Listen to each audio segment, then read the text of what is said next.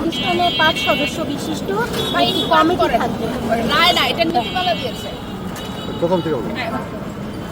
আজকে আমাদের এখানে মানববন্ধনের উদ্দেশ্য হচ্ছে 2009 সালে মহামান্য হাইকোর্ট কর্তৃক একটি নীতিমালা হয়েছে যে প্রতিটি শিক্ষা প্রতিষ্ঠানে কমপক্ষে 5 সদস্য বিশিষ্ট একটি কমিটি থাকবে এবং এই কমিটি প্রতিটি স্কুল, কলেজ, ইউনিভার্সিটি এবং মাদ্রাসাতে শিক্ষার্থীদের যৌন হয়রানির বন্ধে কাজ করবে।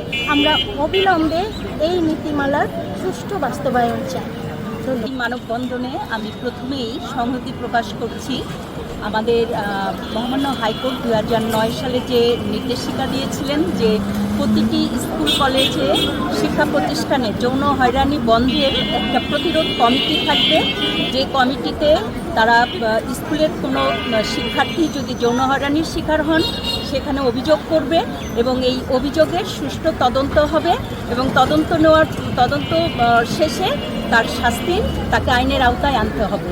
কিন্তু দুঃখের বিষয় হলো এই 2026 সালে এসেও আমরা দেখছি যে প্রতিটি শিক্ষা প্রতিষ্ঠানে এই ধরনের কমিটি এখনও গড়ে ওঠে নাই। যদিও বা কমিটি থাকে সেটা নামে মাত্র এবং এই কমিটির কোনো কার্যকারিতা আমরা এখনও দেখতে পাই না। আর তারই ফলশ্রুতিতে আমরা দেখতে পাচ্ছি যে আমাদের সারা বাংলাদেশে শুধুমাত্র শিক্ষা প্রতিষ্ঠান নয়, সব ক্ষেত্রে কর্মস্থল বলেন, সমাজে এই শিশুদেরকে যৌন হয়রানির শিকার হচ্ছে এবং শিকারের মাত্রা বেড়ে যাচ্ছে, যার ফলে শিশুরা আজকে খুব খারাপভাবে তারা ধর্ষণের শিকার হচ্ছে।